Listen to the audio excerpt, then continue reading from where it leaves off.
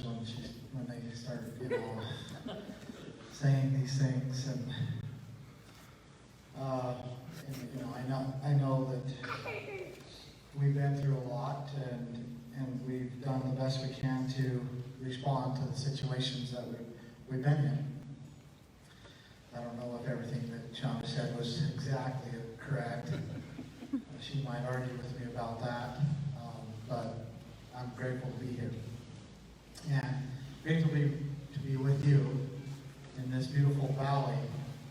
I'm grateful for this dinosaur here that, you want the mic? Come on. You come up here, because I find it interesting, because after 2015, or 2014, everything happened down at the Bundy Ranch. And ultimately what was happening was the federal government was claiming my dad's ranch. And they were claiming that my dad's ranch and his rights were public, that they belonged to the public. That's what they were claiming. And they had tried to claim that for a couple decades. We've been there, my family now has been there for 145 years. We came into the valley in 1877. Before, 70 years before the Bureau of Land Management was even established. And they went into that valley in the southern Nevada desert. And you guys know a little bit about desert, but it's a lot higher here. But they went in that area, and it was dry and hot, and they were sent down there by Brigham Young, and they got in there, and the previous people that went in there it was about 10 years, and they went over to the Muddy River area, which is just over the mesa from Virgin Valley, and they were there for just a little while, and then they went back to Salt Lake and reported to Brigham Young that it was uninhabitable. That area was uninhabitable. It was too arid, too dry, and too hot to survive.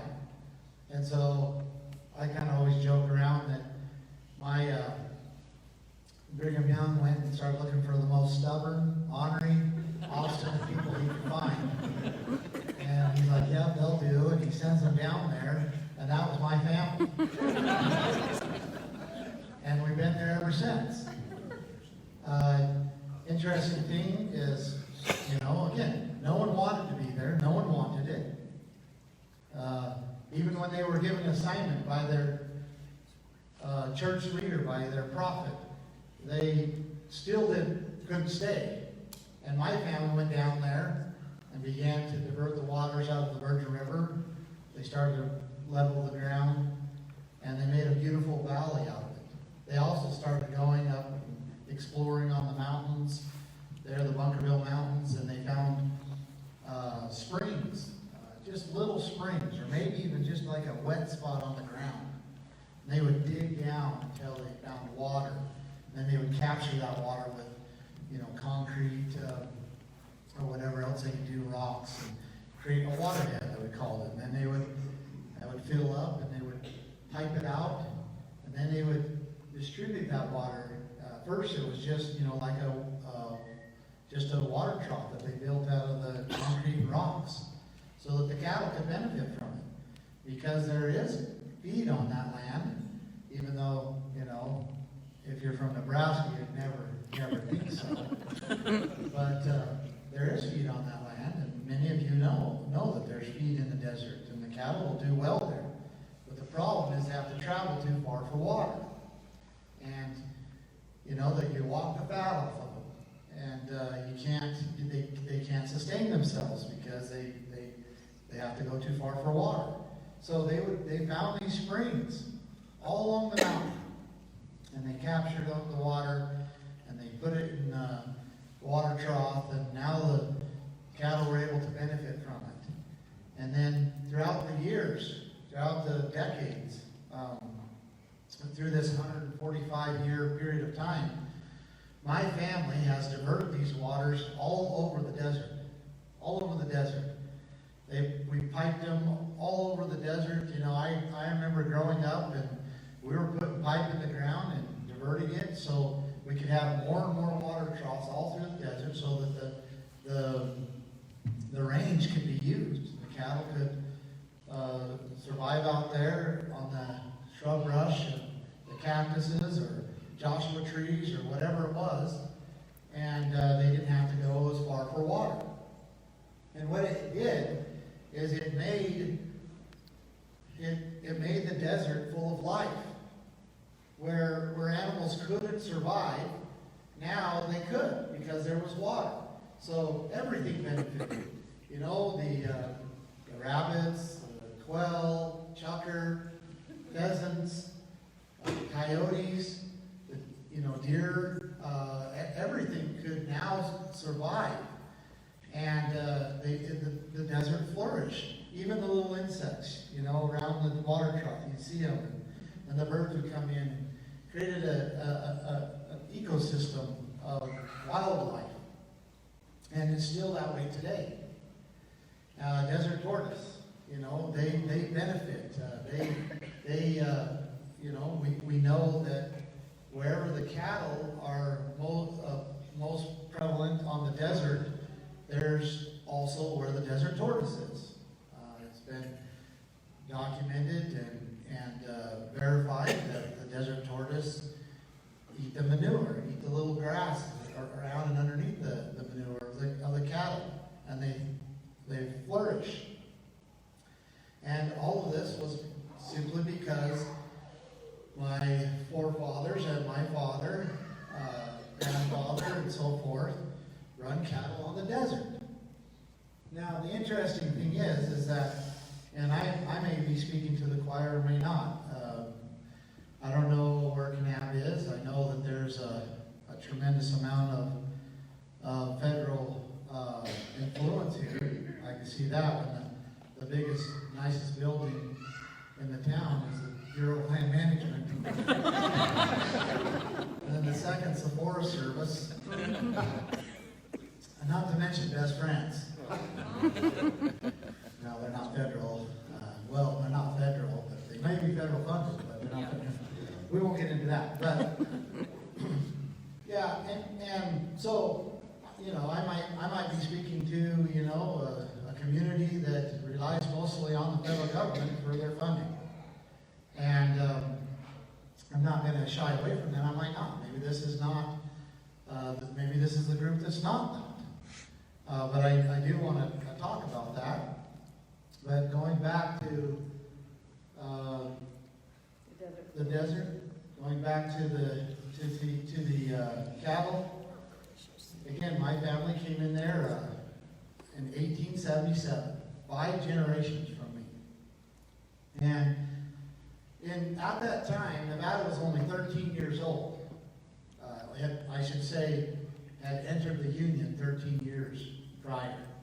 And it didn't have a grazing or water right registry, meaning it didn't have a way where the people could go deed their water right or their grazing right.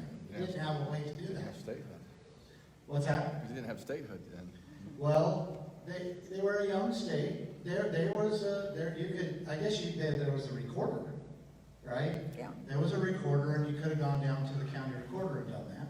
But they didn't have a water rights registry or a grazing right registry. So that came later. In 1890, Nevada established, or what they called, I don't know exactly what it was called then, but it was a registry where the ranchers, the farmers, and others using water could go register their water with the state and get a deed. And it's the same registry that's used today in Nevada, and Utah's is similar to that. Idaho's, I've looked at most of all of them, and they're very, very similar. And there's different uses in the water, or that you have to claim. So like for agriculture, or irrigation, I think is what actually it says. Then there would be for like development. And one of them in Nevada, and I'm pretty certain it's the same in Utah, but there's one for livestock watering. Now the interesting thing is, the state of Nevada at the time was like, well, there's no need for a grazing right registry because you can't graze cattle without water. So they called it a livestock watering right, or livestock watering right. But in that deed, when you go to it, they had you put the amount of cattle that were grazing around the water. And that was how the grazing right was established. That's how the grazing right was established, and there was no need for two registries because you can't run cattle without water. And so that's how they registered. And that's very well documented. And so like my dad, he owns 11 of them. And they're all along the Bunker Hill Mountain. And if you go into them, you can see where it's deeded to Clive and Bundy, Carol Bundy actually. And you can go look at the history of when the right was first established. You can look at the history of how many cattle have been run on that water throughout the years, every time they proved up. And, of course, what it's for, which is livestock watering. And it is a title. It is a deed. And it is real property.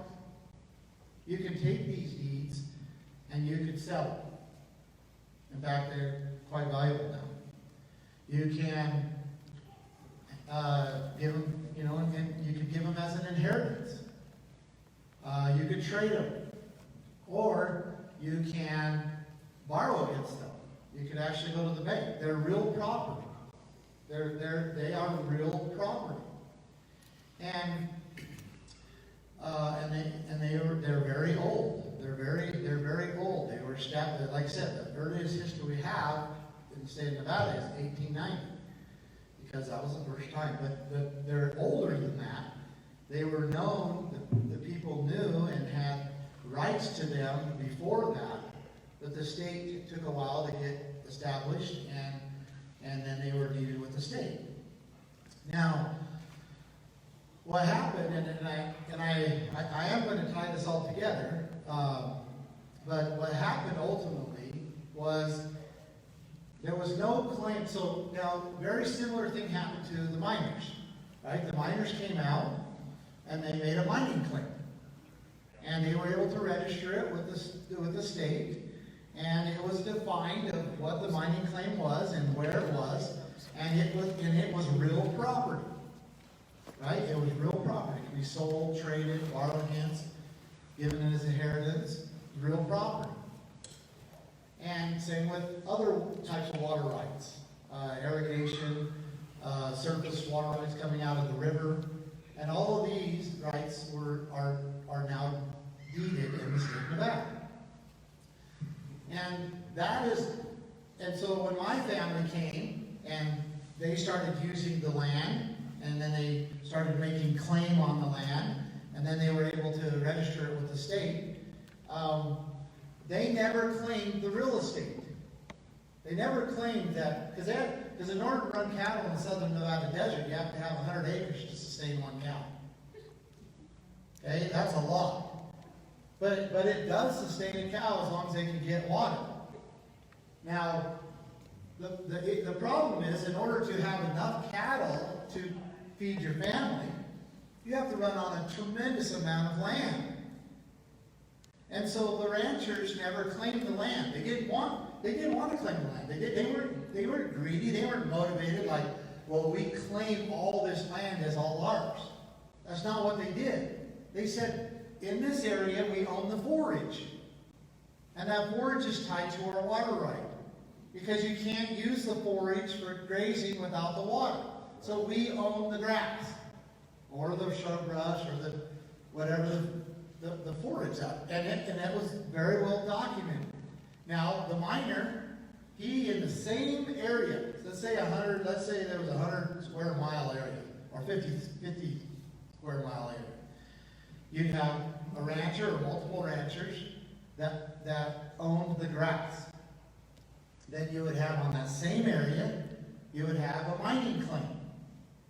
And they own the mill. Well, there might be multiple mining claims. You might have all kinds of different people, but there was miners that owned the mining claims.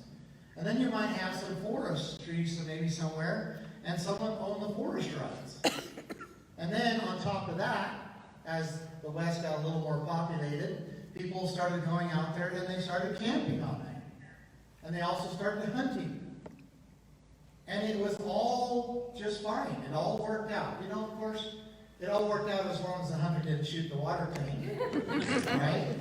Or the rancher didn't lock the hunters out. But that was established. That was well known. That was just a crime. If a hunter shot the water tank out of a rancher's water tank, then the rancher could go to the sheriff and file a criminal complaint and have the hunter prosecuted. And the same way, if the rancher tried to fence the hunter or the miner or whatever out of that, then the sheriff could come and open the gate and say you can't do that.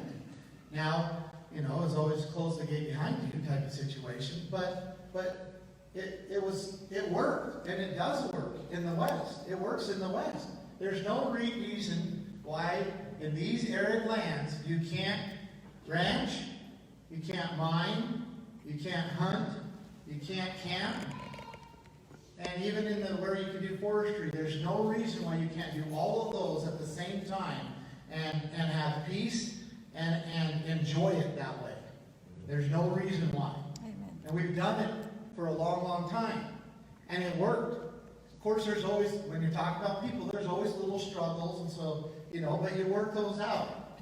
You either work them out together and you figure it out, or maybe if you have to, you get the courts involved and it has to be adjudicated, or it has to be litigated, I guess would be the better word.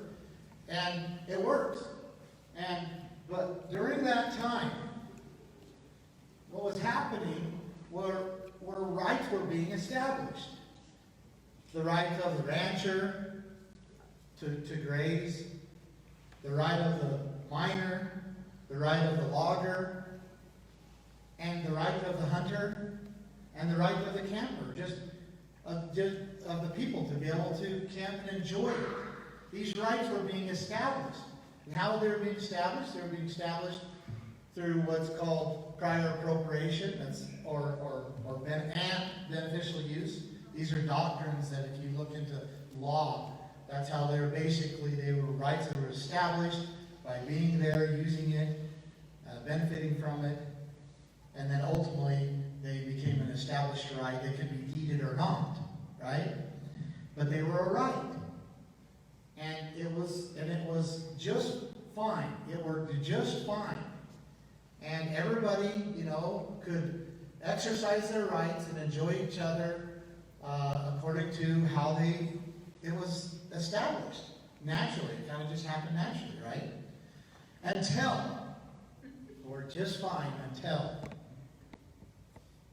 the federal government came in and said, no one's claimed the land. No one actually has claimed the real estate. Everybody's, you know, these ranchers have claimed the forage, the logger, the miners, the minerals, you know, hunters, hikers, all, you know, they've kind of claimed this a little bit, but no one's claimed the real estate. So the federal government, and this happened not immediately. At one point, the Bureau of Land Management was a combination of two different departments, the Land Office and the Grazing Board. The Federal Grazing Board and the Land Office. That's what was, and the Grazing Board's whole purpose was to get the rancher out on the range to graze it and to start making claim. See, the federal government wanted to get the people using it, to get them to use it. That's one of the purposes defined in the Constitution, that they were supposed to get it into people's hands. And so the Grazing Board, that's what they were doing, trying to get the ranchers to come out and claim it. And then the land office, that's where the homesteading and all of that's what was happening. And they tried to get the people out to claim the land. Because the growth pattern of this nation was that if there was an area that was unpopulated, at first they just called it other property of the United States. And then it became a territory as it got more populated, where it actually had some governance and some structure there.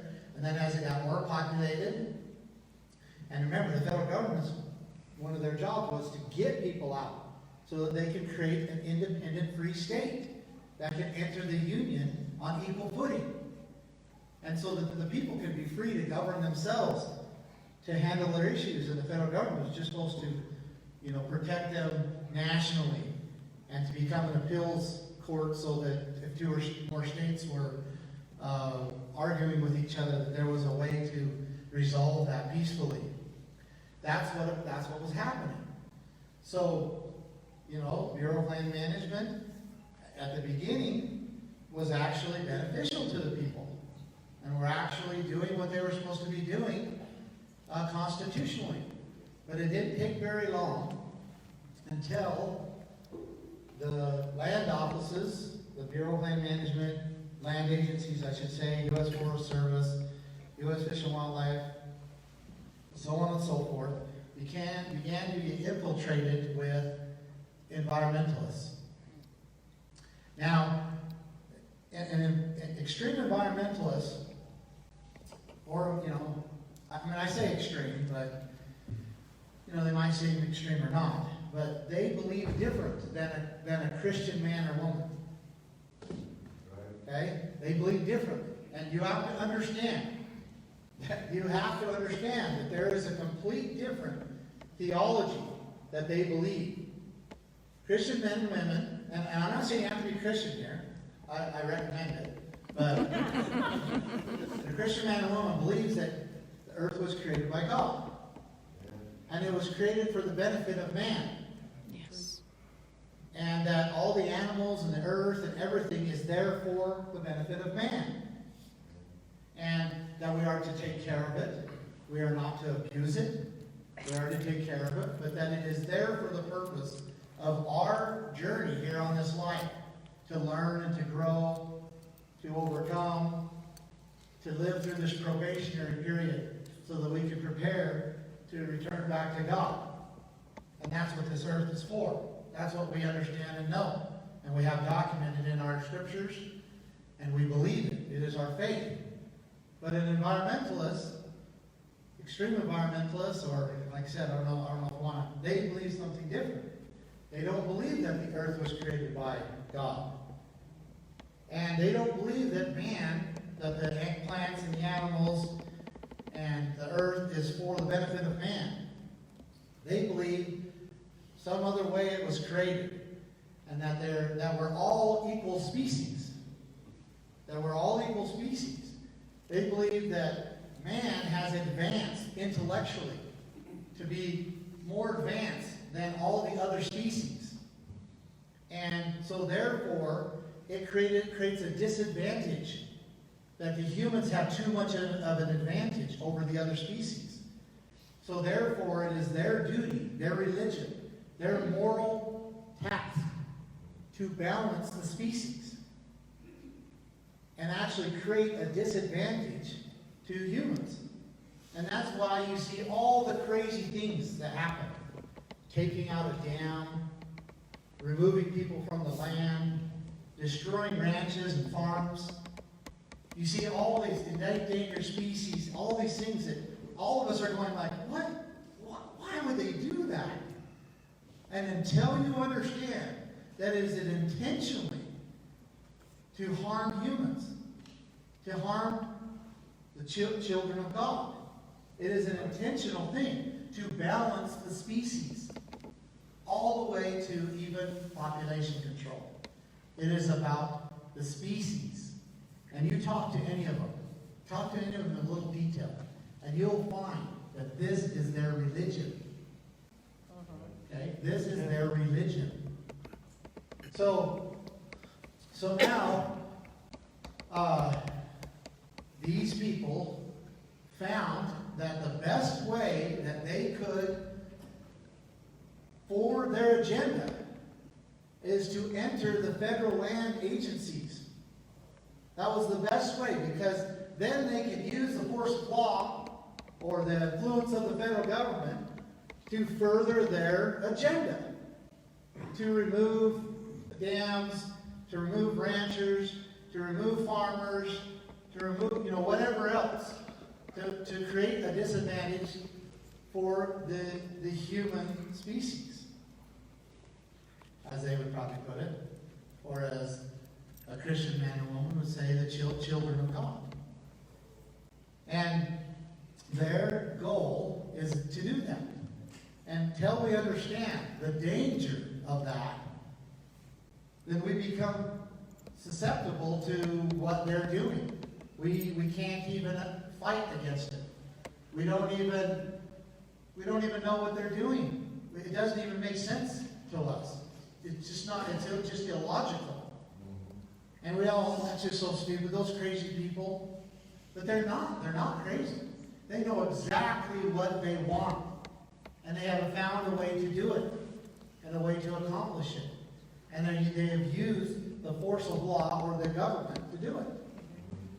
Now, so here we are, Bureau of Land Management, in the Bureau of Land Management was established in 1946. It's easy for me to remember because it's the same year my dad was born.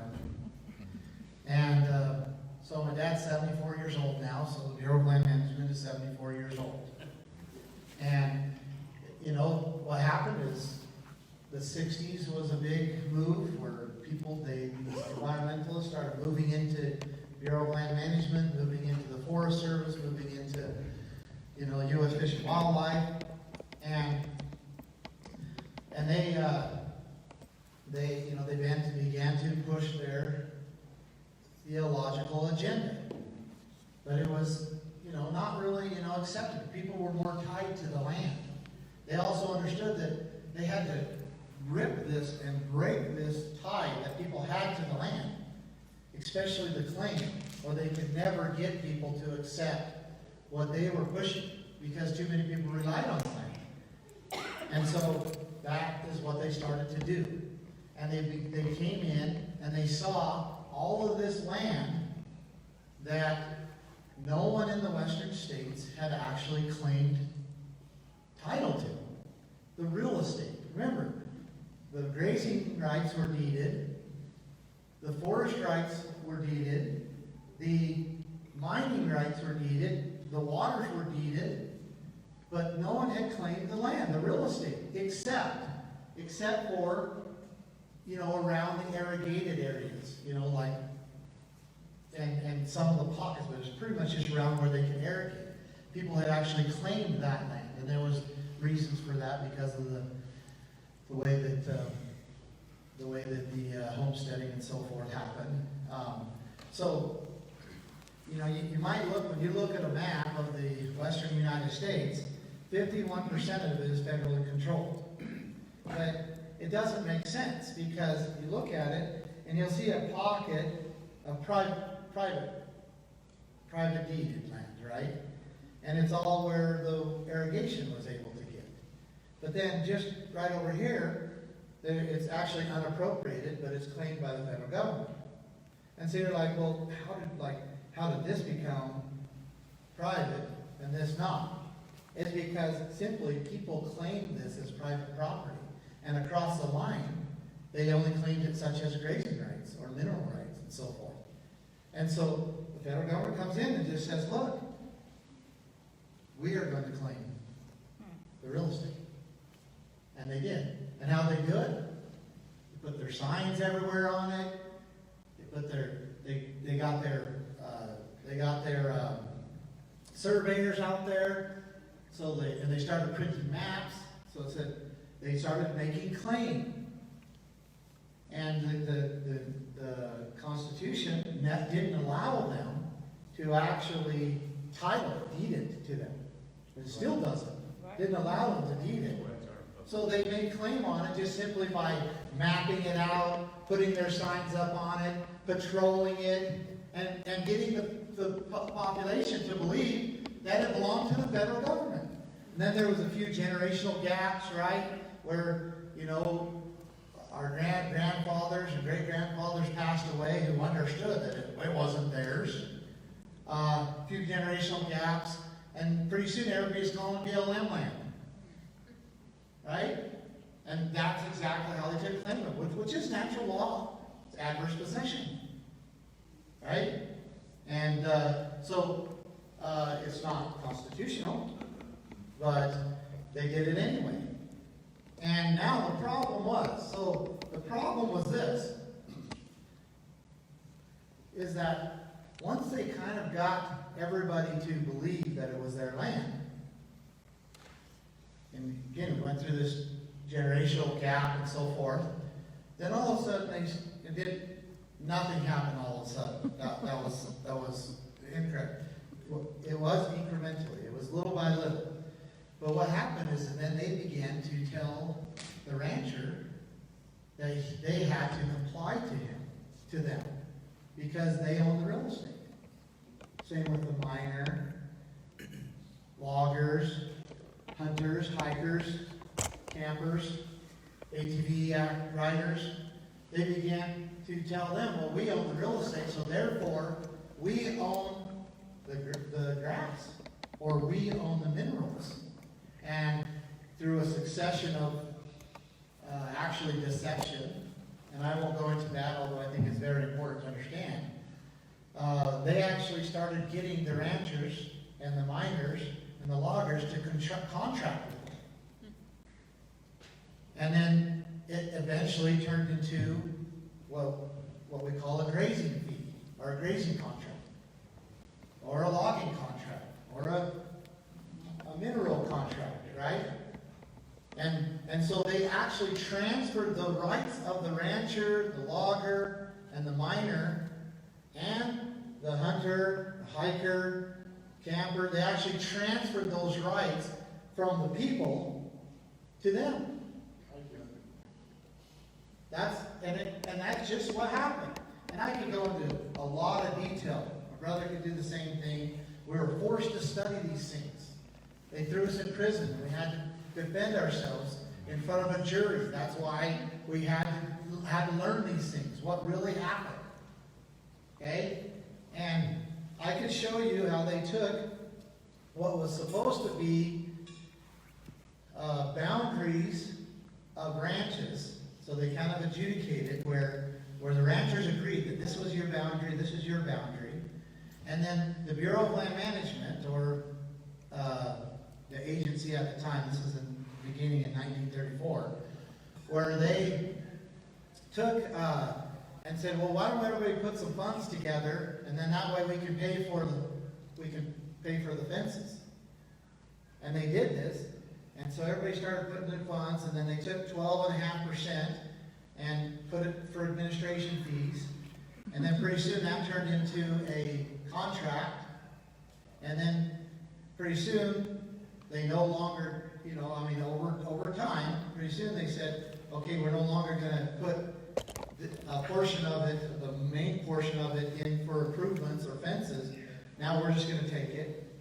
And then that contract ended up being what we know today as a grazing permit.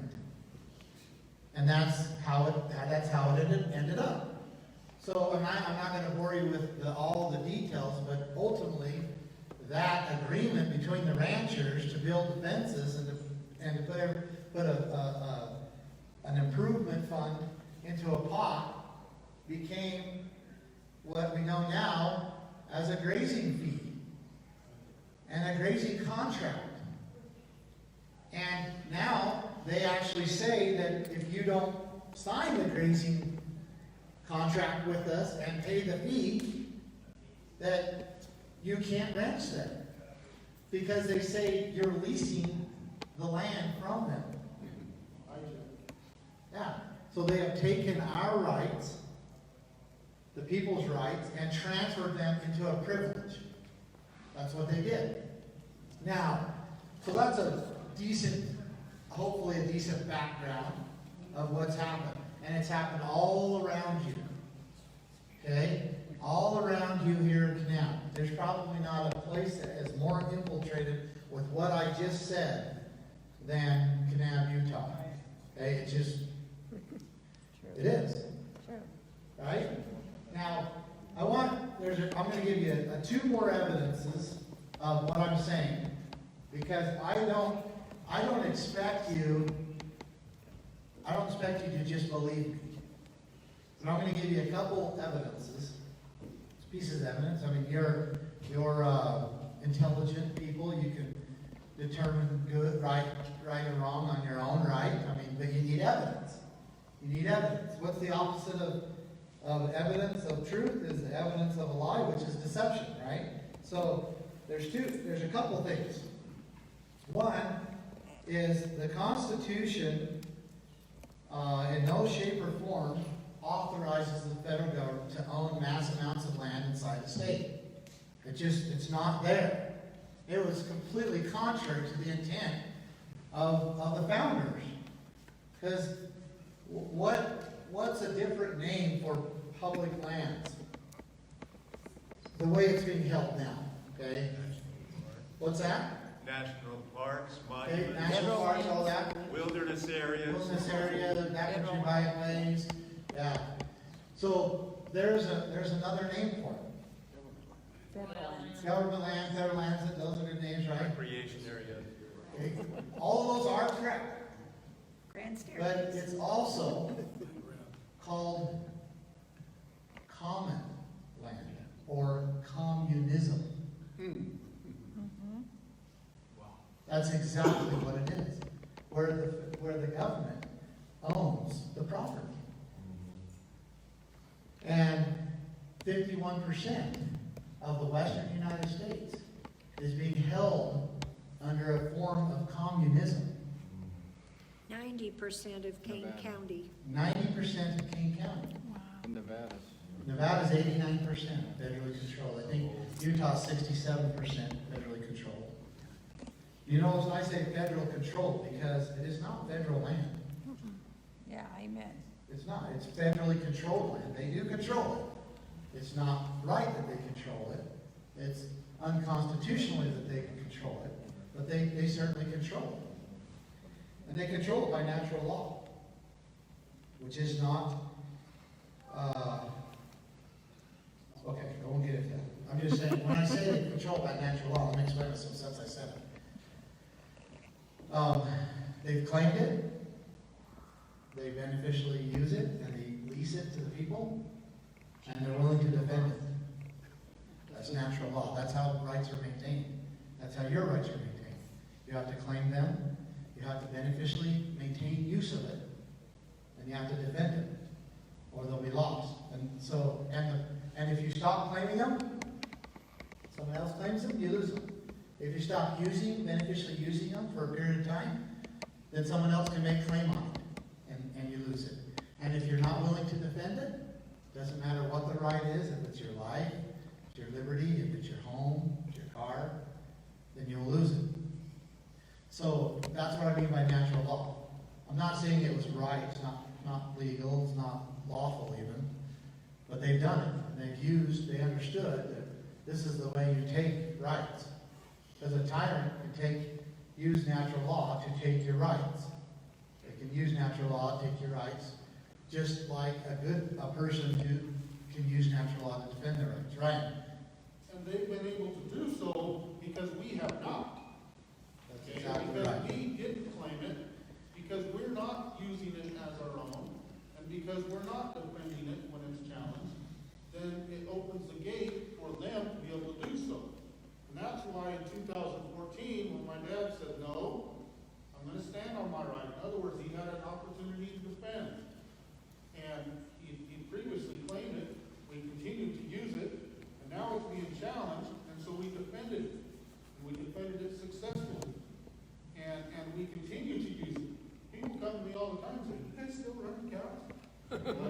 Heck yeah. And the cows never left. They killed about 60 head. Wow. All right, I didn't mean to cut you off. So, And let me emphasize something too, because on the Bundy Ranch, okay, we have, and Ryan, if I miss one, let me know. So we have, of course, the Bureau of Land Management claims that it's theirs, that the land is theirs. They claim that all the rights are theirs, all the grazing, they claim it. So they say, you know, it's BLM land. So that's one. Then they put what they call a backcountry byway through there. That's two. So these are all claims on the Bundy Ranch that they've tried to claim on top of us. Then there's wilderness area, right? And then there's Gold Butte. Gold Butte National Monument. And President Obama literally took the boundaries of Bundy Ranch. Like if you were to take a map and there's a hash mark of Bundy Ranch, he made that Gold Butte National Monument. And I'm forgetting one. I know that there's 5. I'm forgetting one. So there's 5 layers of federal claim. And they've all done this, you know, on top as part of trying to take claim. But never once has my father relinquished his right, his claim to it. They've always said that it's mine. And he's always been able to document it and show that it's his. And he's always maintained the use of it. Okay? And when when he understood what was happening, you know, many decades ago, he no longer would sign the grazing contracts. He's like, no, because that was actually a relinquishing of his rights, allowing somebody else to claim it. So he wouldn't do it anymore. And of course they didn't like that because they understood, as most of us do not, that what my father was doing, that he was reestablishing his claim, and that he was going to use it as his right, not as somebody else's. And they always wondered if my dad was going to defend it. And they found out in 2014 that we were. And still to this day, again, my father and my family has run cattle for generations, 5 generations, and never have the cattle left the land. So now I was going to give you some evidence. Sorry, I gotta still do that. So 2 things. There are two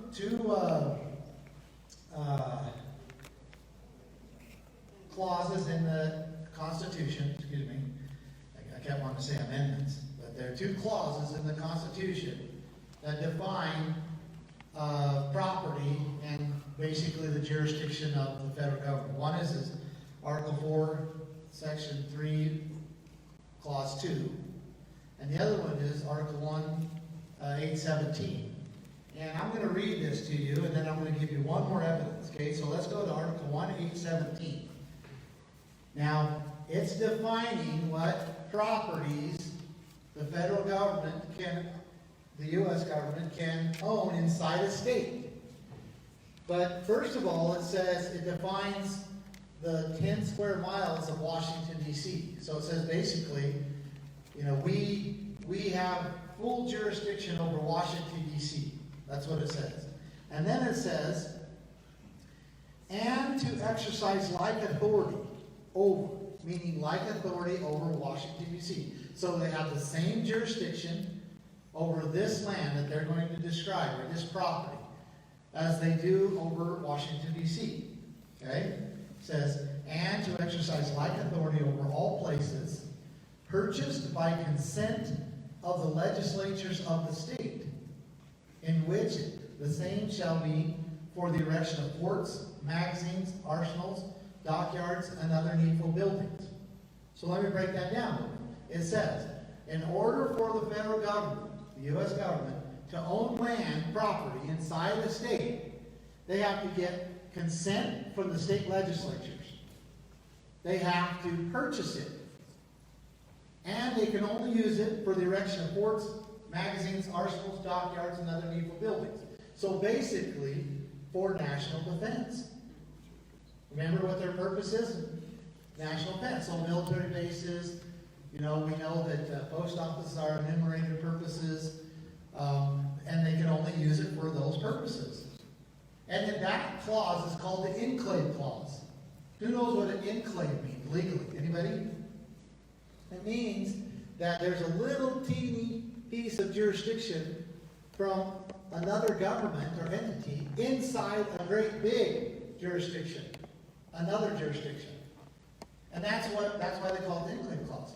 Because the federal government is only supposed to own little pieces of property inside the state, enclaved, and for the purpose of basically national defense.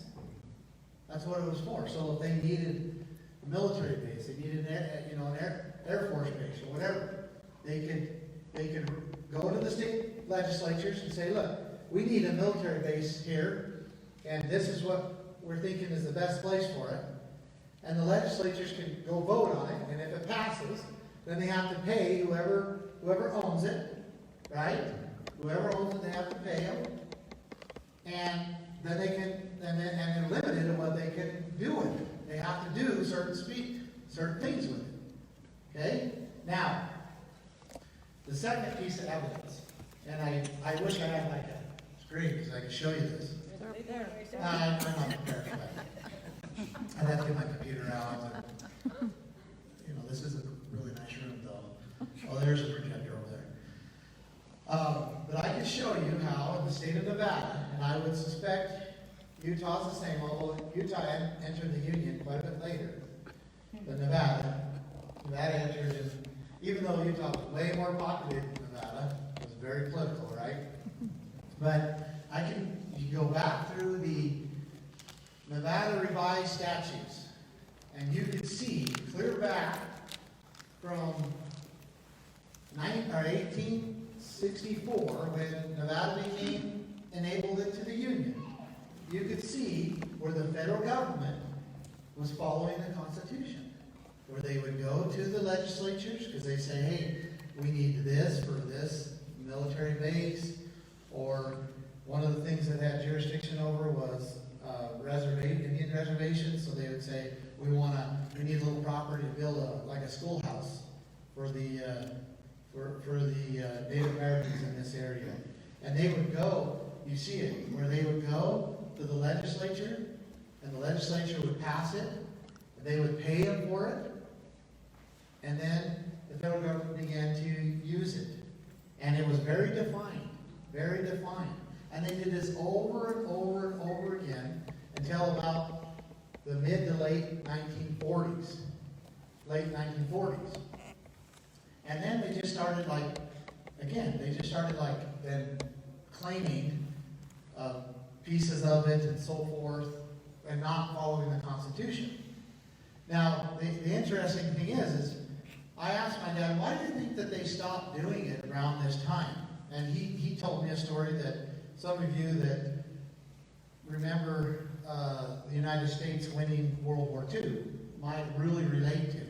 Because he said, what happened was, in his opinion, this is what he thinks happened, we went and whooped the world. The U.S. government whooped the world in a world war, and they came home, and everybody, almost, worship is not probably the accurate thing, but just completely honored. And, the United States government, America, it was something that was just really, The greatest generation. yeah, the greatest thing that ever happened, right? And what happened was the U.S. government stopped asking permission. And everybody's like, what's the U.S. government there? It's so great, right? And, they were pretty great. But they stopped asking permission. They stopped following the Constitution. Then it opened the door up to these extreme environmentalists, and then it perpetuated from there. And then we get ourselves in a tremendous amount of debt. And the U.S. government uses the land as collateral to loan money to China, from China, Russia. And that's basically where we're at now. So, I got to check my time. So, I hope, you're not completely falling asleep. And I know that this, might you might like normally, and I think maybe it would be pretty boring, but I think you can relate to all of this because of where you live. Right? Yeah, go. You got a comment? Yes, sir. You're stopping at a perfect point, because you're up to this point, thank you, sir. Yeah, I'm not trying to be, intellectual, I am. You stopped with tyranny, but you didn't take it to the next step where we are today, which is treason. And you talk about being sold out, and you talk about, the jurisdictional claims and so forth and so on, but I find myself feeling like we have, all that has been superseded, and you don't need to go any further than the United Nations or international treaties, or what we're doing, whether they give billions to Iran or China. Where are we? Yeah.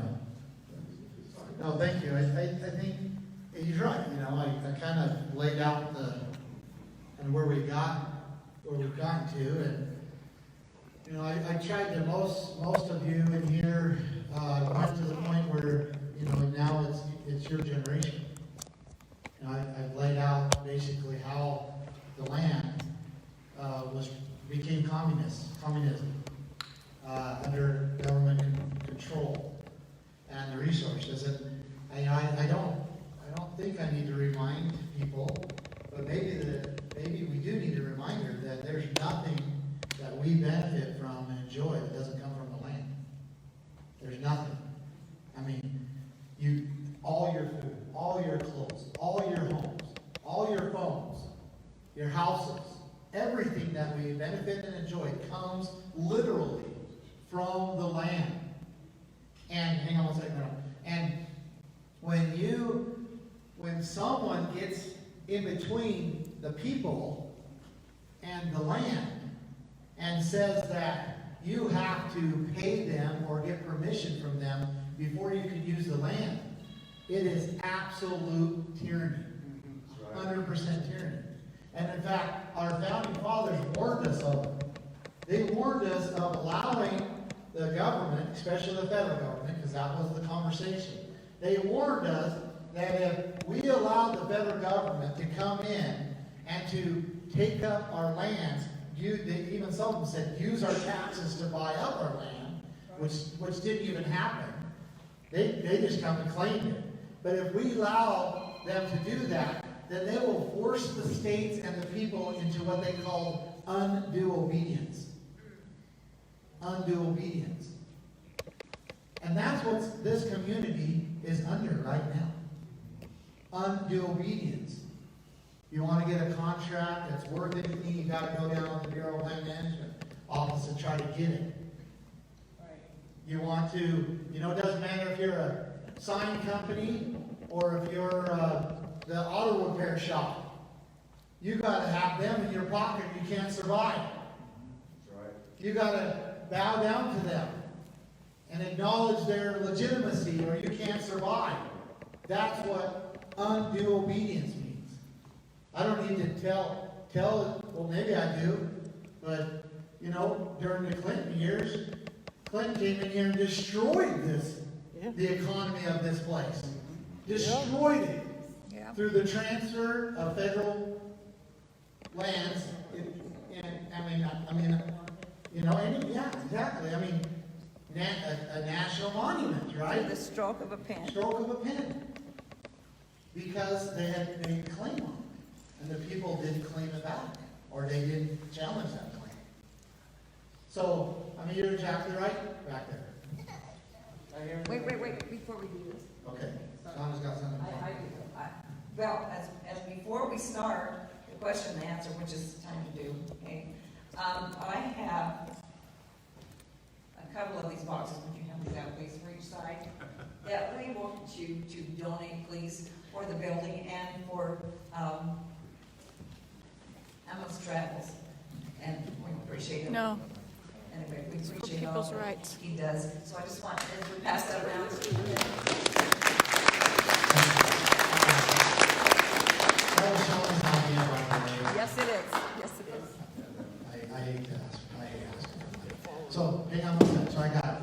Right here, right here, and right here. Okay? And then I'll go a little bit because we have to, like, it's not it's not ethical, I guess that's a good term. It's not ethical for us to just talk about the problems in here, right? And then leave, we're all mad and we're all frustrated. It's important that before we leave here, that we, identify the challenges that we face in the security of our liberties. Next row. Identify them correctly, where the danger is coming from, and then identify what the solution is, and even in some make a plan, right? And so we got about a half an hour, and I realize there are a lot of people here that are going to go work. So a couple comments, and then we'll talk about some solutions or something like that. What do I have? So I just want to share a quick family story. So my family came over with the first handcar company. I'm a descendant of the Hoolies and Meekums, and they were cattle ranchers way up in Tremont, in that area. And what's a cool family story of mine is when the federal government came during the temple construction and said, send over Johnston's army. One of my ancestors stood with the prophet as private security and said, I will gladly lay down my life and our right and our freedom to do what we're doing. Because we have our First Amendment right to do what we're doing. And I will gladly lay down my life to do that and stand next to you as we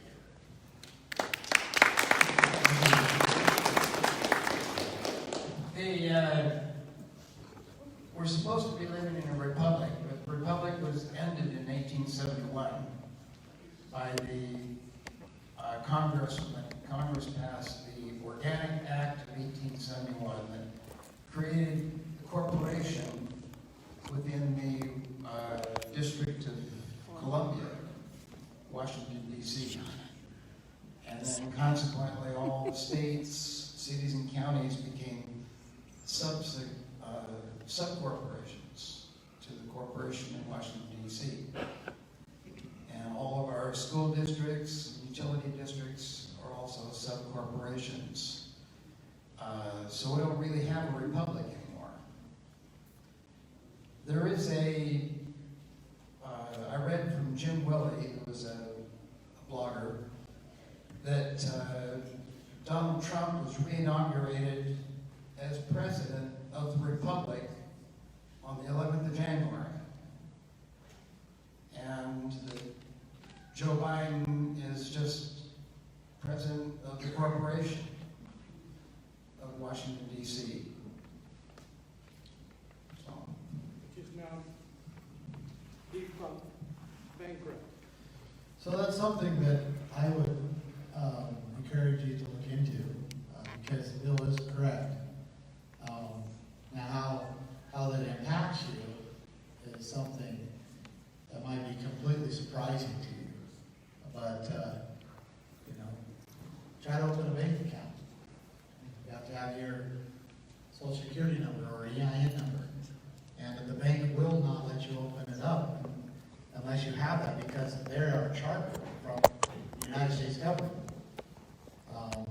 All the states are charters or subsidiaries from the United States government because of this corporate transfer. But that's a huge rabbit hole, but something to understand. So, Carl? Thank you.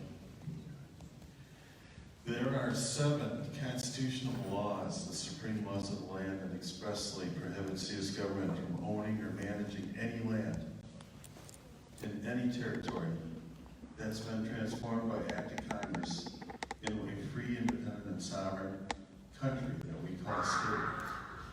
I used that with a group of commissioners who were trying to take land away from minors. And they backed down, and the U.S. government backed down on that one as well. If any of you want to see the 7 constitutional laws, you ask me after this meeting, and I will send you a link that spells it all out for you. And it's not very long, it's like 2.5 pages, and that's it.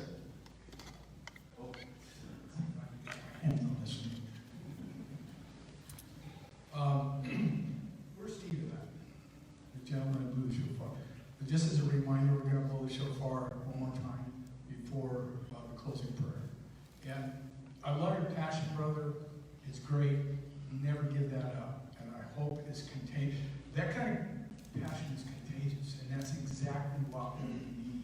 And I feel your angst. I've been going through this for 50 years. And you know, I want to give you some hope, some things that have happened that I think you're going to really appreciate. I'm going to blame this on Shauna Cox because she's the one that started talking about the shofars.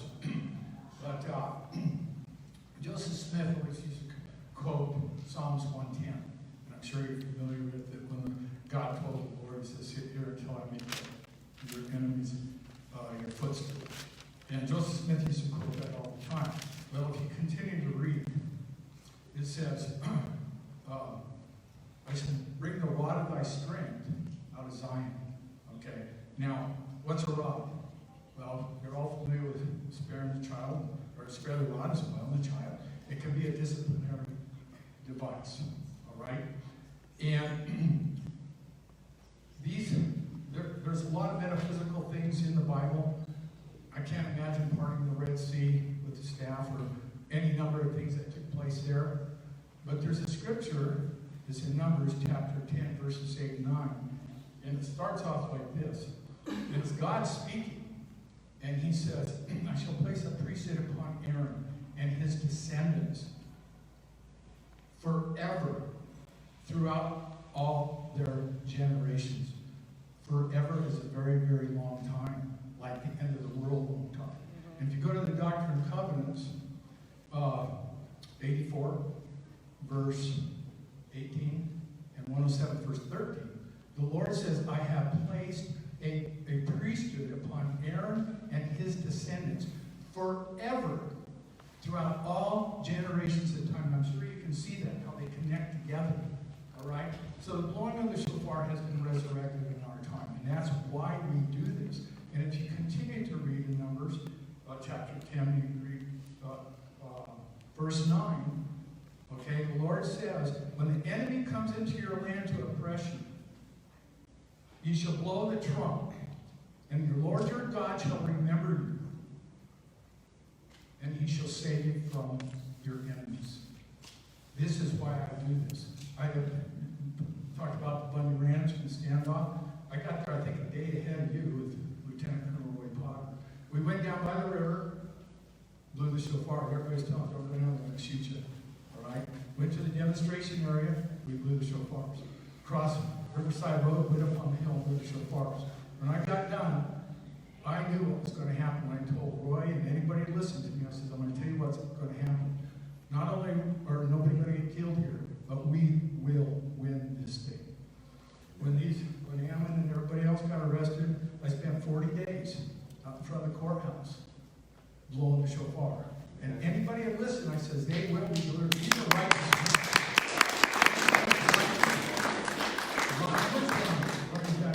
These are the most righteous men I have ever met in my life. Okay? And 40 is a sacred number. It's mentioned 157 times in the Bible. And we had Wilson out there with us. We blew the shofars for 40 days. And we saw a miracle. That was God that delivered these men. Okay? There's no doubt about it. Morgan Philpott, he was one of the attorneys, came out and says, several times, do you realize what you've seen? This is a miracle, something's never happened before. Matt Schindler says, you just don't walk into a federal government and win. So, Steve, things are happening. I want you all to understand things are happening. God is with us. Have some hope. And we're going to see great things in the very near future. Thank you.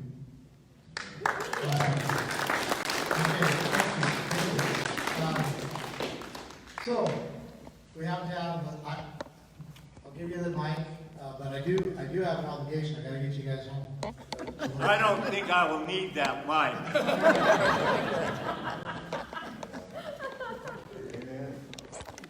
I had the pleasure and privilege of sitting in your home talking with your mother and father for over an hour, sharing with them some of the concerns all of us have in this room.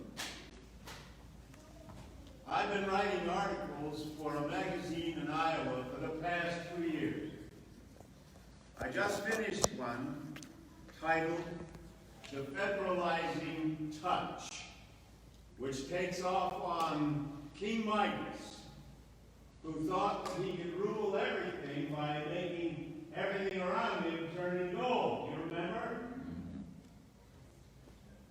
You also remember, I hope, that he managed to touch his wife and turn her into gold. A cold, lifeless statue. The federalizing touch that has been unfolding now for the last 100 years and more is turning all of us into stone, cold idols that can do nothing but march to the tune of the federal sounds and orders. Mr. Biden is a perfect example of that. I want one. We have to find ways. One more thing about that. In my article, I point out that not only are they after or trying to dominate us through our lands, through regulation and other forms, now they're after our minds and our souls. That's right. That's right. Our religious faith is on the line. Everything about us is on the line. So we've got to find ways to defend ourselves, our families, and our faith, like they say right up there on that sign. I'm a retired Presbyterian minister. God led me to come to Kanab. I just moved here. Amen. Welcome. That's why the I did voice. so at considerable cost. But I'm standing with all of the folks who have gone through it before, with courage and faith of their own. I will never give up. Amen. Nor should any of us ever give up. Amen. Because miracles, you bet there are miracles in the works.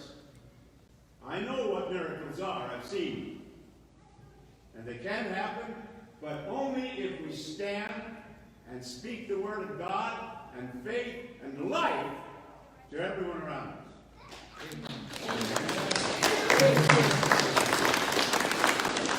Amen. So, okay, one more. I'd like to know your thoughts on expressing our health freedoms. So, there's no difference between a health freedom and a land freedom or any other, because they belong to you. Nobody else. It's an endowment from God. Your body is one of those greatest gifts that you've been given from God. A place in which your spirit can reside and can grow and to touch and feel and love and taste.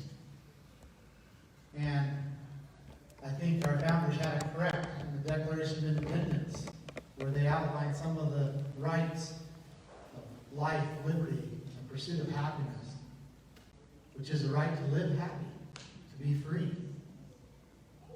Those come from God. So I realize that health freedom is a term that we use, but it's no more than just your right to your life. And so, and how can we be free? How can we pursue happiness? How can we have liberty if we can't feed ourselves? If we can't clothe ourselves? If we can't build our homes?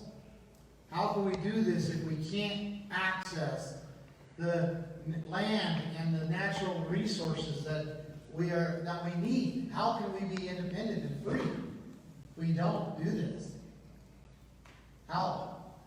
And so, we're here to not cause frustration. I'm not here to cause frustration. I'm here just for the opposite. That's my goal. And I got a few minutes to do that. But I have a great example. And that would be my father.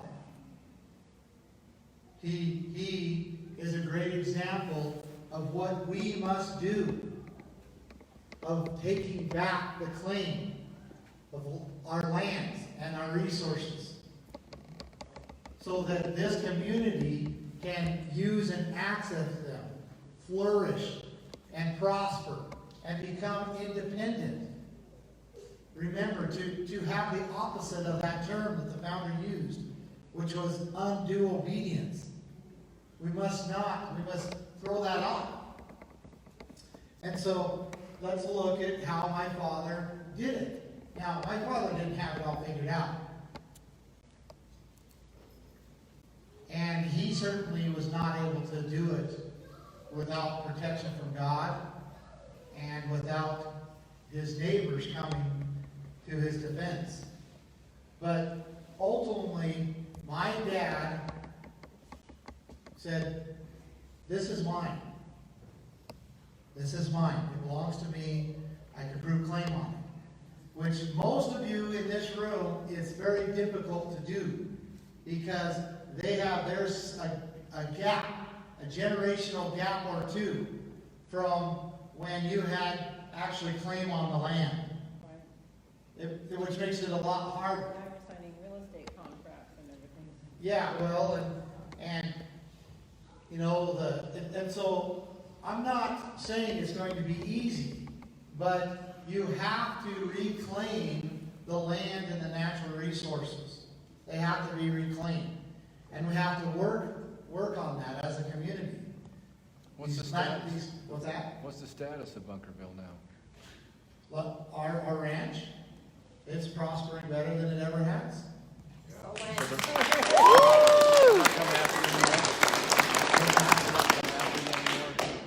No, they're not coming after us, and I'm like, that's part of the solution. So my dad established his claim, he stood on that, and he was willing to do, as he said, whatever it takes. Whatever it takes. You know, that's what he's willing to do. He said, and they wanted to know, well, what is whatever it takes? And he would just say, whatever it takes. It's mine. Hold on. And he began to ranch. He began to just do what he just continued to ranch. And he didn't sign grazing contracts. He did nothing to give an illusion that it was anybody's but his own. And anybody who would want to say that it belonged to somebody else, he would say, no, this is here, this is mine. I'll show you how, I'll show you why. This is mine.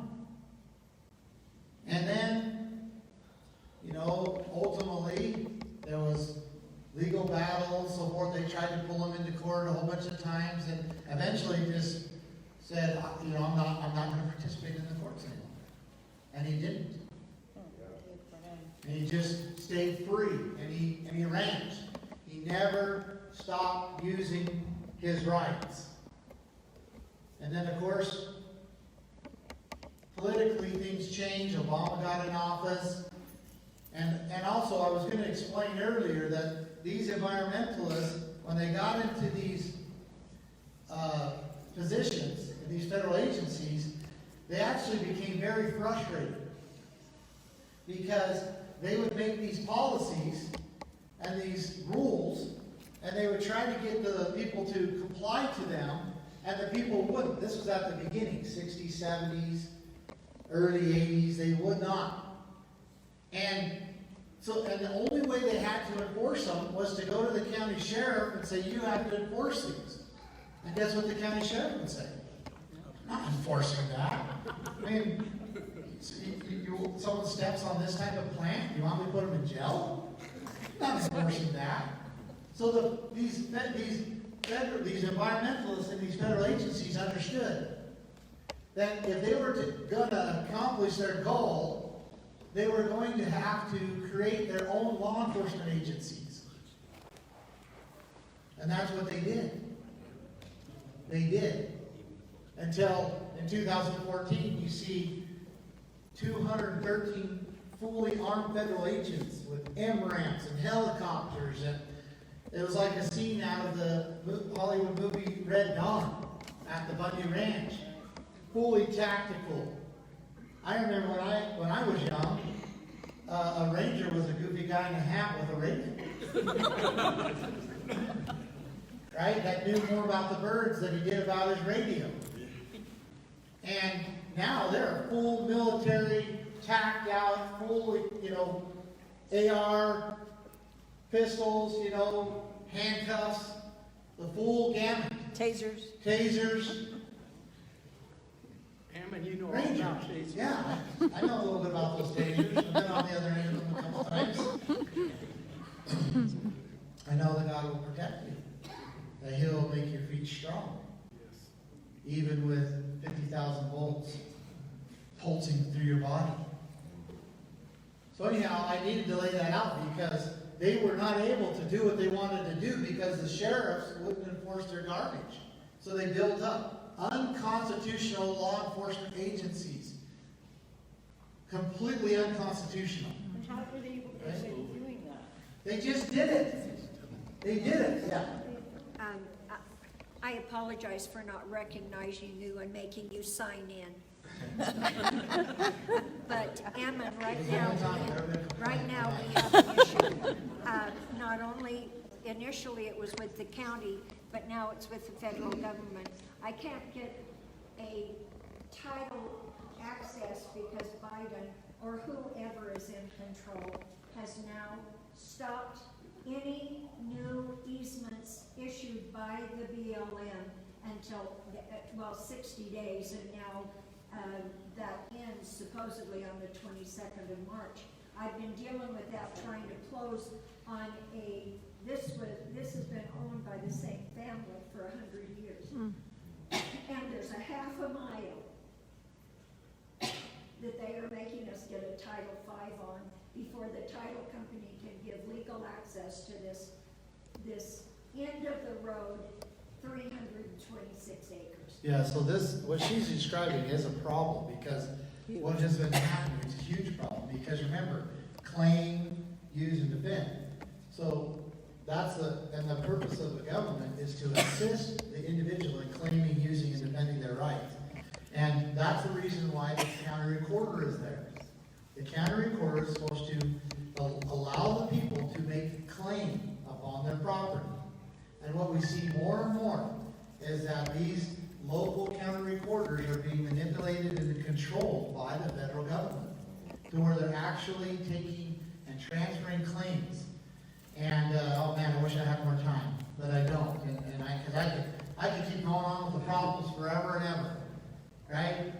Really quickly, after the Bundy Ranch incident, I did a study. So it was in 2015. Just in Nevada alone, I saw where the federal government was taking, because that's what they were trying to do to our waters. They were focusing on the waters. They actually started destroying the water infrastructure. If you remember, with backhoes, destroying those waterheads. Some of those have been in there over 100 years. They were destroying them because they knew exactly where our claim came from and where it was. And Nevada has a law, and it's a good law, that if you don't use your water and prove up on it, within 5 years somebody else can claim on it, can make claim on it, and actually take the water right away because you are not using it. It's a use it or lose it law. It's a good law. It's a natural law. But the federal government understood it. So they were going to go into our ranch, destroy our waters, cap them off, and then keep us from using it for a period of 5+ years. And then they were going to file on top of it. And how do I know this? Because I did a study in 2015, and they had done it 5,072 times in Nevada only. Wow. 5,072 times. I found where the deed was once private and that the federal government had stopped the use of it and then claimed on top of it. Actually used Nevada's good law against the people. And that's why when you're going out in the desert or out in the hills and you see water and it has a fence around it and it'll say Department of Interior or BLM, that's what they're doing. They're making sure that nobody can use it so that they can lay claim on it. These are natural laws that they're using against us. Now, I'm not here, again, to create frustration. What I'm saying is we have a duty in this community. You have a duty to break this, to break it. And you can't do it alone. Because as soon as someone, and I don't know where is the way in? Like, what do you start to do? You're going to have to figure that out as a community. If you have contracts with the Bureau of Land Management, the federal government, cancel them. Start using those rights on your original, rights. Start using them. Break our chains. Anybody who has bought a ranch will, let's say, it'll be tied to property, real estate, real property, like a ranch home or private property, and then it'll say like so much, they want to call it allotments. But you look on the deed, that deed is transferred and titled to that property. That's because before the Bureau of Land Management ever was around, that was a true deed. That was real property. And you should never contract with the federal government to manage that property. You should nullify your contract and begin ranching or whatever you're doing on that right, mining right, so on and so forth. But the problem is, they pick you off one by one. When someone stops and says, these are my rights, we have not been good about surrounding that person and defending as a community. For whatever reason. You know, we get going with that. So we shouldn't just cancel our contracts one by one. We should do it all together.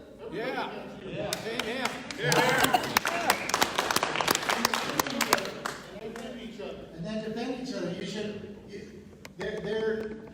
again, we need to transfer these lands and resources back over to the situation that we were in, where the ranchers are using the grass, the loggers are logging the forests, the miners are using the minerals, and the rest of us are enjoying it, camping, hunting, fishing, and so on and so forth. That needs to be restored. We're not trying to destroy each other. That's why the whole dinosaur got me going, because they always say, we want public lands in public hands, right? Really sounds great. No one's trying to take the beauty of us going out and camping. We're not trying to turn the real estate into private property. We're trying to recognize the rights and stand for the rights that were established on this land, so that we can now benefit from the land, use the land, and not have it used against us to force us into undue obedience.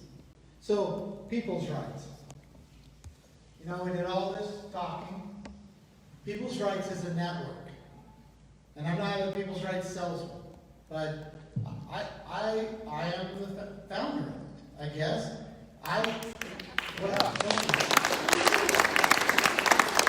And the reason why, and the patterns I have to build the tools and this network were based off the Bundy Ranch, where one person can say no. And the community is already connected through this network, right? Because they're all part of it. They've all text rights 80123, and they basically said their name, their email, the phone number, and the area that they live in. And so when one person says no in the area, and then force comes down upon them or is threatened upon them, the entire community can be activated to protect that person. And it could be imminent or it could be long-term. But it's a network. It's a community. It's a tool. And there's mass texting in there. There's mass emails. There's secure messaging. If you get your area more established, they're starting to do ham radio communication. But it's just people finding out and coming together in the community to defend each other's rights. Yeah. That's what it is. Amen. Now, there may be, I got a few of you here, and I'll get to you. I got three of them. I'll go here, here, and then here. So there may be 110 different ways that you can do this. Right? But the important thing is that we do it. We do it. We have to start connecting with our neighbors. We have to come together. We are on the verge, if we haven't already, we are on the verge of losing something that is so rare. So rare. And it's been through a path of deception. And we have to wake up to it. We have to. And I believe that one of the greatest things the most important things that we must do is to become independent. And we can't do that when we're under the rule of undue obedience. When our lands and our resources are being controlled, we have to be able to free ourselves. And I don't know the very specifics of the steps that you must go through, but I know that you must go through it. I know we must. We have to. So now, I've got a few comments here. First of all... Hey, Ammon, this guy's had the mic for quite some time. Oh, okay. I thought he was holding it for somebody else. Go for it. Hey, does this thing work? It does. So it says people's rights. We've been talking about land rights, which is, without land, you'll never be free. People's rights. So I decided to look into that. And I noticed when I fill out a form for anything from federal, it says U.S. on it. Are you a U.S. citizen? Us. But I noticed America was missing. So I looked it up. That's the District of Columbia, 10 Mile Square. I wasn't born there, so how can I mark that box? So then I read the U.S. code. Oh, a federal citizen, a U.S. citizen, District of Columbia citizen has no rights. Interesting. And you are an enemy of the state. Couldn't make that up if I tried. So no wonder we're having trouble when all the Fed codes come and claim you as theirs. Because you contracted with them with your birth certificate when you registered to vote. So I had to change my vote card, my paperwork. And I whited out U.S. citizen, and I put Alaska, domiciled, citizen. And then I wrote a 10-page document with U.S. Supreme Court law proving there is no U.S. citizen. The 14th Amendment was never ratified. So I filed it. I did not register it, because when you register it, you lose everything. But when you file it, you give it law. And the federal has never challenged it, because I took the same oath they have to the U.S. Constitution and the Constitution of Alaska, because they have the Bill of Rights in their state. 6 states never put the Bill of Rights in their state constitution. So that's one of my remedies that I use, and it works. So, I hope you're listening. He is actually showing us something that we can do right now. Okay? Now, there's a lot to that. I'll just warn you. Okay, go ahead. I'm going to say something real quick. We as a community need to get together. Amen. That's what it's all about.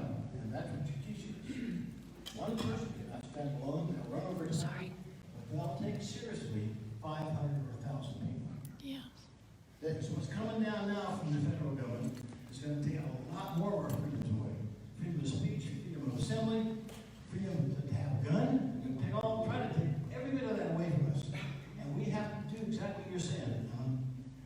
Claim, use, and defend it. And we have to get together as a community with the local law enforcement people to put something formally together to protect ourselves. So, the people in this room right now, thank you. The people in this room right now is more than enough to change the entire world.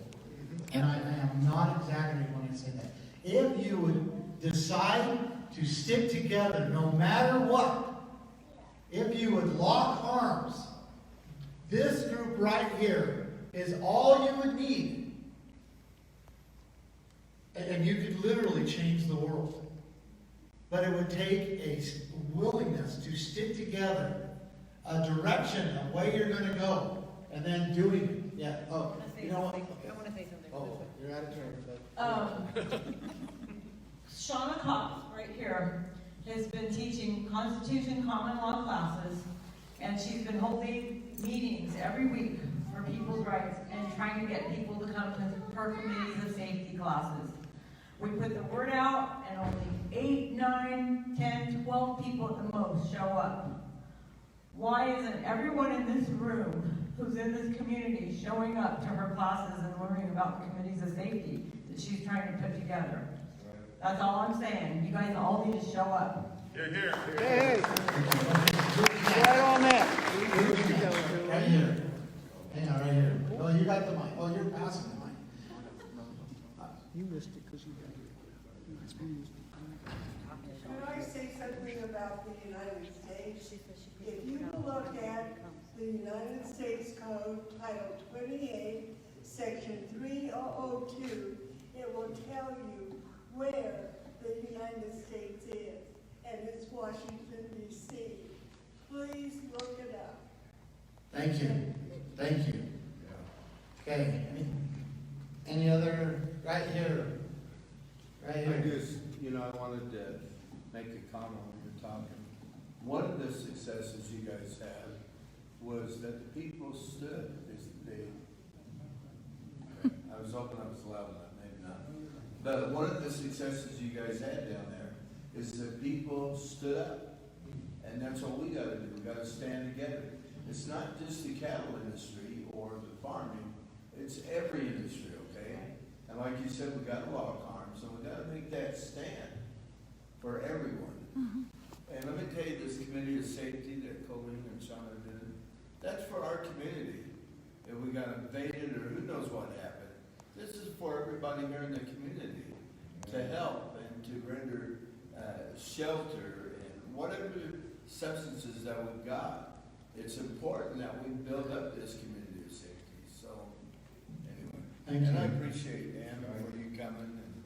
And I know, you know what, it's hard to ask for money, but you know what, it costs money to travel and to do these things, the lodging. So I hope everybody kind of donates a little bit. Thank you. He reminded me of something that I did want to say and point out, because what happened to us in 2014 is happening to all of us now. I mean, it's the very same thing.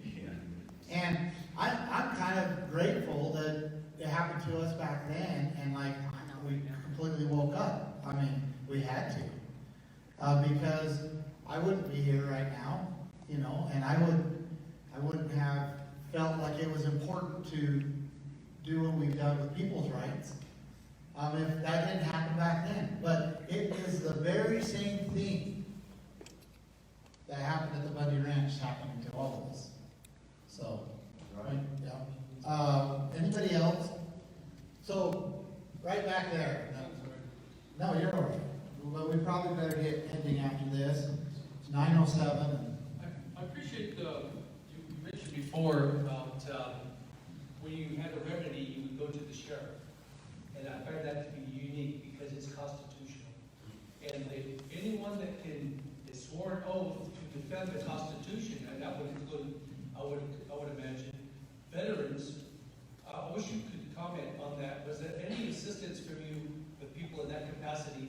Because you do see people, veterans and ex police officers and military, and let's say the sheriff, for instance, is uniquely sworn to uphold their Constitution, and you would turn to them as redress to secure your amendments, your rights.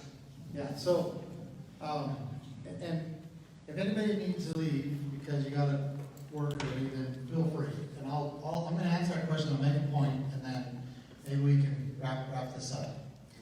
And I do appreciate you listening to me, and I have been really excited tonight. So anyhow, I appreciate that. So the sheriff is absolutely unique. He's completely unique in all other elected representatives and law enforcement. And anybody want to point out why he's unique? He's elected. He's elected, right? He's the only elected representative that the people give policing and arresting power to. The only one. And he is the only legitimate law enforcement officer. The only one. And people might not, oh man, what are you saying? But there is no constitutional authority for federal law enforcement agencies. None. There's none. There's no constitutional authority for state police. Even your city police.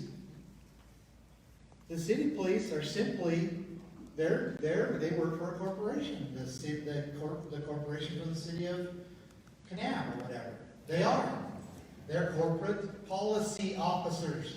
That's where the name came from. Policy officers. The only one who has the direct authority from the people to arrest and police is the sheriff. Now, let me understand that.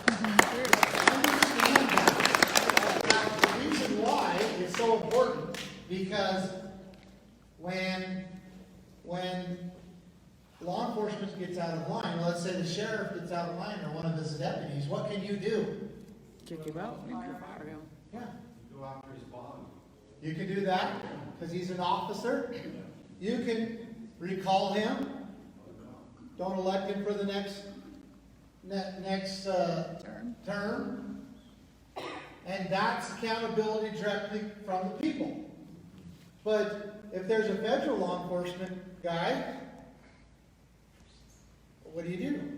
City, what do you do? State? It's not supposed to be that way. The only law enforcement was supposed to happen in the county. And there's no need for any other. There is no need for any other. The county sheriff and his deputies can handle anything that needs to be handled. And in fact, the sheriff could deputize anybody in the county or anybody visiting the county. He could literally make us all his deputies. And we could resolve the problem under the power that we give him. And then when it's all over, he can undeputize us all. And there's no need for any other type of standing army, which our founders called them standing armies. And that is extremely important, and most sheriffs don't understand.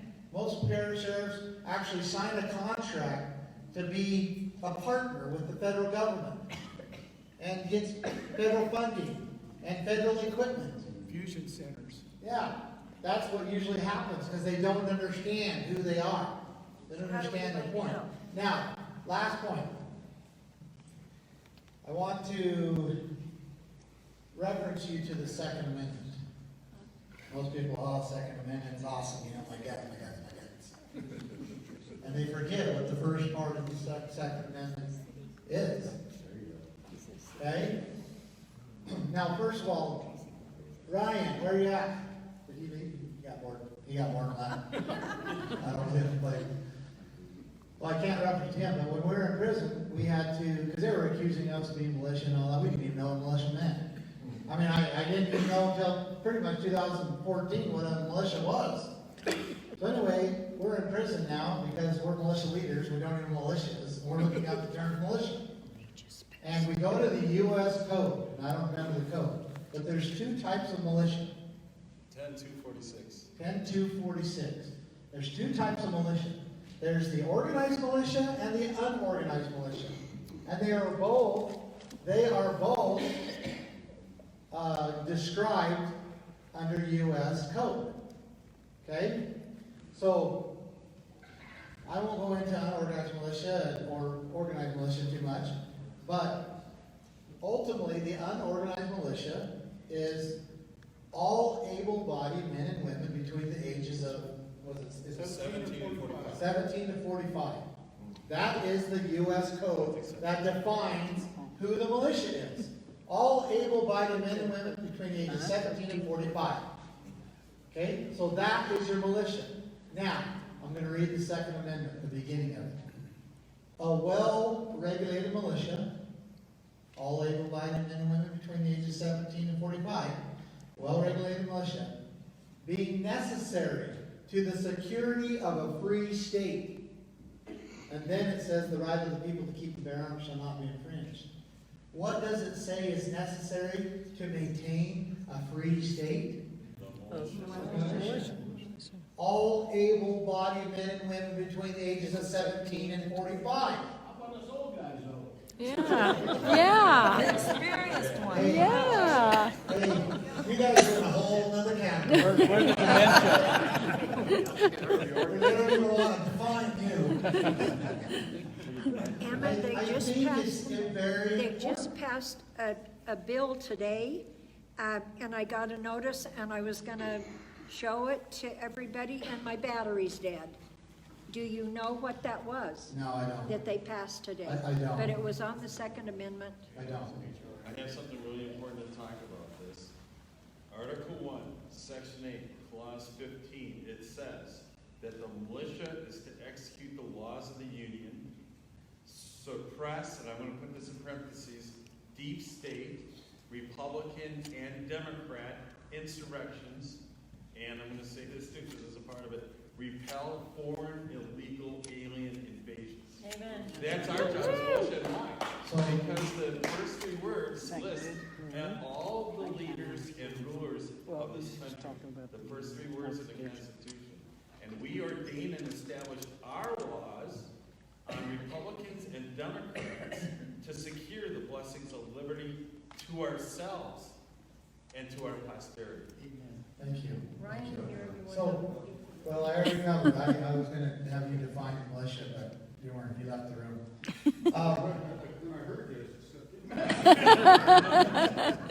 Too late. So, we can see the need, and it's the people's responsibility. And in fact, the founders, when there was a lot of debate about the Bill of Rights, because they wanted to pass the Bill of Rights, and there was two arguments from the Federalists and Anti-Federalists. Those who wanted the Constitution, those who didn't. And the argument was, well, if we define our rights, then if the government gets big, that they'll use it and say that that's only our rights. Right? That was the argument. And then the other ones were like, if we don't define them, then they'll just say we have no rights. And so those were the arguments. But both the Federalists and Anti-Federalists ultimately came together under this understanding and belief. And that is that if the federal government ever got out of hand, they wouldn't be able to do a whole lot because the militias would stop them. That's what they believed. Because the militia, they're like, there's no way the people would ever allow them to do, what you're claiming, and that was the argument. The Federalists were like, you Anti-Federalists, you're crazy because the militias will always stop them. The people will always stop them. And that was the enforcement of the Constitution. There is no other enforcement in the Constitution. It is the people, the well-regulated militia, being necessary for a free state. Now, Well-regulated means a militia in every neighborhood. The word regulate back in those days meant to make regular. Make it regular. It's not an anomaly. It's not a strange thing. It's regular. a regular militia. Okay? Thank you for your time. I really Thank you. appreciate it. Shauna, can I say one thing? This is Wendy. Sorry, I just want to let you know that we've been live streaming Ammon's videos. He's gone all over the state. And we put up the first few in the newsroom on people's rights. So you can go and watch those too. He hasn't said the same thing every night, I promise. Peoplesrights.org. Yeah, there's a newsroom there. You can go to that and view those. Even if you're not a member and signed up, you can check that newsroom. Thanks. Thank you, Wendy. In fact, we have one question about your health rights. Right. You can go listen to last night. Yeah. He spoke last night, was probably entirely almost on health rights. Tonight we talked about land rights. Yeah. So listen to last night. People's Rights put it up, and now it also has the YouTube video.